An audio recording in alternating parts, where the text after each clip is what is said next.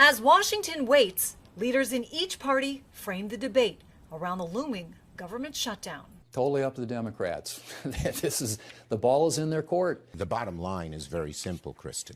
It's up to them. Ahead of a meeting at the White House with President Trump and the top two leaders from each party, Republicans say all they're asking is for a clean continuing resolution to give both sides more time to negotiate. What the Democrats have done here is take the federal government as a hostage, and for that matter, by extension, the American people, to try and get a whole laundry list of things that they want. Those things they want largely centered around health care, including extending Affordable Care Act subsidies to help people afford their premiums, which expire at the end of the year. People are losing their jobs. Rural hospitals are closing. People are going to get notices of $4,000 a year increase in their premiums. So our job is to represent the people of America. That doesn't happen until the end of the year. We can have that conversation, but before we do, release the hostage. Set the American people free. Now, the House already passed a stopgap spending bill, and the Senate will once again try to do the same in a vote on Monday night. But with only 53 Republicans, they'll need to get several Democrats to join them. And for some Democrats, this will be a tough sell. They feel like this is the only time they've had any leverage since President Trump came back into office. I'm Christine Frizzell reporting. Mr. President, furloughs are very typical when the government shuts down. Why is the administration directing federal layoffs of federal workers this time around? Well, this is all caused by the Democrats. They asked us to do something that's totally unreasonable. They never change. They want to give money away to illegally, people that entered our country illegally. They want to give them massive federal money. And we don't want to do that because it means everyone's going to just keep pouring back. Right now we have absolutely perfect borders like you haven't seen in many years. Even better than I had great borders during my 4 years, but these borders are stone cold closed. You can only come into our country legally now. But the Democrats want to give it all away. They want to open up the borders. Take a look at that. Big thing. They want to open borders again. After what we're going through now, getting rid of prisoners, getting rid of all of these people dropped out from mental institutions, drug dealers, drug addicts, everything. They're putting everybody into our country. It's all ended now. But this is what Schumer wants. This is what the Democrats want. They want to have, and they want to take our money. We're doing well because of tariffs. We're doing unbelievable. We're making more money than we ever have made. And by the way, we're going to take some of that tariff money that we made, just to get off the subject for a second. We're going to take some of that tariff money that we made. We're going to give it to our farmers, who are, for a little while, going to be hurt until it kicks in. The tariffs kick into their benefit. So we're going to make sure that our farmers are in great shape because we're taking in a lot of money. We're finding, the other day, it was very interesting, they found $31 billion. They said, sir, we found 31. I said, you mean positively, right? They said, yeah, 31 million more than we knew. And they said, we don't know where it came from. I said, check the tariff shelf. They came back the following morning. They said, you're right, sir, it came from the tariffs. We've never seen anything like this. So what we're going to be doing is we're going to be taking some money from all of the tariff money that we've taken, and we're going to distribute it to our farmers until the tariffs kick into their benefit, which ultimately the farmers are going to be making a fortune.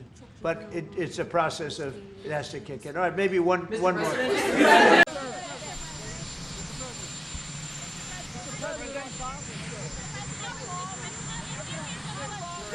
If there is a shutdown, how many federal workers do you plan to lay off? Well, we may do a lot, and that's only because of the Democrats. And as you know, they want to be able to take care of people that have come into our country illegally, and no system can handle that. And so we're totally opposed on that. But we can't take it. We just can't do it. I'd love to do everybody. I'd love to do the whole world. But our country can't handle people that come into our country illegally. And they want to give them full health care benefits. They want to open the wall again. Can you believe it? I can't even believe it. They want to open the wall. They haven't taken away boys playing in women's sports. They haven't done that. Men playing in women's sports. It's like they don't change. They lost an election in a landslide, and they don't change. How long do you plan to give Hamas to respond to the ceasefire proposal you've laid Well, out? we're going to do about 3 or 4 days. We'll see how it is. All of the Arab countries are signed up. The Muslim countries all signed up. Israel's all signed up. We're just waiting for Hamas. And Hamas is either going to be doing it or not. And if it's not, it's going to be a very sad end. And is there room to negotiate, Mr. President? Is there room to negotiate, or is this a take it or leave it deal? Is there room to negotiate with Hamas, or is this a take it or leave it deal? You know, with Hamas, we want very simple. We want the hostages back immediately. And we want some good behavior. And, you know, it's pretty simple. You don't get simpler. Think of it. We've signed every country in the Middle East. This was like an impossible thing. It's never been done before. This is more than Gaza. Gaza was big stuff. But Gaza is a piece of it. And if they reject the deal, you said that Israel has your backing to do whatever they need to do. What do you envision that Let them go and do what they have to do. They can do it pretty easily. I would let them go and do what they have to do. You know, we've killed about 25,000 Hamas. So certainly they paid a big price for October 7th. And this is a whole new group. You know, they come in and they come in and they keep coming. But this is a whole different group. And their leadership has been killed 3 different times. So they paid a big price. We hope that they're going to have a nice, calm life. Maybe it won't happen, but if it does, it'll be one of the greatest things ever to happen. We'll have actual peace in the Middle East. Are you preparing to take strikes against drug gangs in Venezuela, sir? We'll see what happens with Venezuela. Venezuela's been very dangerous with drugs and with other things. And they've been very, very dangerous. So we'll see what happens with Venezuela. We had a lot of drugs coming in through water. We call it water drugs, just a simple term. We don't have any boats on the water. There are no boats. There are no fishing boats. There are no anything. So we hit a number of boats. You probably saw that. And since we did that, we have absolutely no drugs coming into our country via water because it was lethal. And now we'll look at cartels. We're going to look very seriously at cartels coming by land. What do you plan to tell the Department of War in this address? Why gather all the generals in one place for a speech? Well, this is only an esprit de corps. You know what esprit de corps is? This is only a spirit. We're going to be talking to him. Pete Hegseth is talking right now. I'm going to have to leave because I have to talk to him. But these are our generals, our admirals, our leaders. And it's a good thing. A thing like this has never been done before because they came from all over the world. And there's a little bit of expense, not much, but there's a little expense to that. We don't like to waste it. We'd rather spend it on bullets and rockets, frankly. But this was the one time we had to do a great spiritizing. It's going to be great. I've seen it already. We have every general, every admiral. We have great people. We have our real warriors over there. And when they're not good, when we don't think they're our warriors, you know what happens? We say, you're fired, get out. We had some real bad ones last time. You know, I rebuilt the military, the entire military. But I had a couple, and I had unbelievable people. To do that, you have to. But I had unbelievable people in there. But I also had some bad ones at the top, like Milley and Mattis and that Jesper. I called him too. Always too late, Jesper. He was horrible. So, but I learned because you know I was just in there, and I put these people in. They were recommended by rhinos and others, and they're not good. What we have now is the best. But even despite that, I rebuilt the military in my first term. We had a great first term. We had the greatest economy ever, and it's being beaten by a lot this time. So I'm going over. I'm going to be meeting. I'm going to be meeting with generals and with admirals and with leaders. And if I don't like somebody, I'm going to fire them right on the spot. Good morning, everyone. Good morning. We are ready, we are willing, we are able to find a bipartisan path forward and reaching a spending agreement that actually keeps the government open, but meets the needs of the American people in terms of their health, their safety, and their economic well-being. Related to lowering the high cost of living, as opposed to allowing tens of millions of Americans to experience dramatically increased healthcare costs. What we will not do is support a partisan Republican spending bill that continues to gut the healthcare of the American people. Over the last several months, Republicans have created a health care crisis in the United States of America. Largest cut to Medicaid in American history, triggering the possibility of a $536 billion cut to Medicare if Congress does not act because of what happened with the One Big Ugly Bill. Republicans have refused to extend the Affordable Care Act tax credits, and as a result of that, millions of working class Americans are going to experience skyrocketing premiums, copays, and deductibles at a time when America is already too expensive. Hospitals are closing. Nursing homes are closing. Community-based health centers are closing because of what Republicans have done in their One Big Ugly Bill. The Centers for Disease Control are under attack in the appropriation bill that Republicans have put forth in this month. The National Institute of Health under attack because of what Republicans have done in their appropriations bill this month. And they're limiting the ability of children and families to get vaccines. This is a five-alarm fire in terms of the Republican-caused health care crisis. And that's why Democrats are determined to turn things around. Questions? Leader Jeffries. Leader Jeffries. The White House today, you get some assurances that they're willing to negotiate on extending the Obamacare subsidies. If that happens, would you then be open to a clean CR for the next 7 weeks? Our position in the spending bill that has been introduced by House and Senate Democrats is a permanent extension of the Affordable Care Act tax credits. Enough with the games that Republicans have been playing connected to the health care of the American people. And no one can trust their word on health care. Are you kidding me? These people have been trying to repeal and displace people off the Affordable Care Act since 2010. That's 15 years. And on behalf of the American people, we're supposed to simply take their word that they're willing to negotiate. The American people know that would be an unreasonable thing for us to do. Why not negotiate? Thank you. Good morning. Do you really think that the president is in a position and in a mood to negotiate? He canceled the meeting last week. Do you also anticipate that this could be one of these, yelling matches that we've seen in the White House Oval Office before, and you walk out and everybody looks worse after the meeting? We've made clear that we are willing to find a bipartisan path forward on a spending bill negotiated by Democrats and Republicans. But it has to meet the needs of the American people.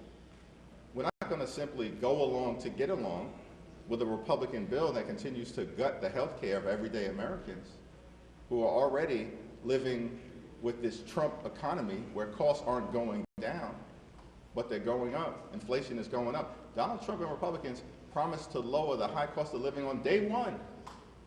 That hasn't happened. But you think he's ready? And now we're on the brink of tens of millions of Americans literally experiencing premiums that are going to increase by thousands of dollars a year. This is going to cause people to fall into medical bankruptcy. That's not acceptable in the wealthiest country in the history of the world. Leader Jeffries. One of my colleagues spoke with the president just yesterday. He basically said that unless you, as Democrats, back down off of your position, a shutdown is likely. Specifically, he said, I just don't know how we are going to solve this issue of Democrats. He says they're not interested in fraud, waste, and abuse. And then with respect to health care, he says that basically it's got to address immigration and border-related matters. Otherwise, it's just not acceptable to us. So can you specifically respond to that, and are you open to compromise? We've said from the beginning that we're willing to find a bipartisan path forward, and our line in the sand is the bill has to help everyday Americans, not hurt everyday Americans. Let's be clear about what this group of people have done. This One Big Ugly Bill that Republicans passed, they're telling the American people what they're all about. Largest cut to Medicaid in American history, ripping food from the mouths of hungry children, hungry seniors, and hungry veterans, and they did all of that to reward their billionaire donors with massive tax breaks. That's what Republicans have been all about in terms of governing this year. And we're not down with any of that. It's not complicated. So our view is, yeah, we'll find a bipartisan path forward to meet the needs of the American people, starting with health care and lowering the high cost of living, because we're in a health care crisis right now. Let me address the continued effort to try to misrepresent the Democratic position. In fact, Republicans are lying because they know they don't have the high ground. They have a weak position because they're trying to continue to hurt the American people. Federal law prohibits the expenditure of taxpayer dollars on providing health care to undocumented immigrants. Nowhere have Democrats suggested that we're interested in changing federal law. The question for the president is whether he's interested in protecting the health care of the American people. Leader Jeffries. Leader Jeffries. Can you talk a little bit about your approach to the meeting today, given the fact that you've not met the president face-to-face like this before? And then secondly, the idea as you talk about a five-alarm fire, do you have a concern that if the government shuts down, it only makes the five-alarm fire worse? Here's the thing. Republicans control the House and the Senate, and there's a Republican president. If the government shuts down, it's because Republicans want to shut the government down. We've been in a five-alarm fire since January 20th. Mass firings have occurred since January 20th. They've triggered an environment where costs are going up, not down, despite their promise to change that dynamic. All the things that make America the great country that we are actually under assault. And in this country, wealthiest country in the history of the world, our view is simple. If you work hard and play by the rules, you should be able to live the good life. That's what we're fighting to achieve. Good paying jobs, good housing, good health care, good education for your children, and a good retirement. And for millions of Americans, they're doing the first two things. They're working hard, they're playing by the rules, but they're unable to live the good life. And good health care is a big part of that American dream. But Mr. Leader. Our approach, and Leader Schumer and I are in lockstep. House Democrats, Senate Democrats are in lockstep. We're heading into the meeting to have a good faith negotiation about landing the plane in a way that avoids a government shutdown, but does not continue the Republican assault on the health care of the American people. Leader Jeffries. Leader Jeffries. Why not allow the typical appropriations process? I mean, what are Republicans going to get out of this if it's just 7 weeks of funding for a whole host of demands? In terms of the typical appropriations process, what House Republicans have done is to continue the Republican assault on health care. A $1 billion plus cut that House Republicans are proposing with respect to the Centers for Disease Control. About a $450 million cut to the National Institute of Health. Republicans are trying to take vaccines away from children and families in this country. That's in their appropriations bill. That's their process that they're trying to jam down the throats of the American people. And Democrats are not interested in participating in the continued Republican assault to gut health care. Period, full stop. We've been very clear about this for months.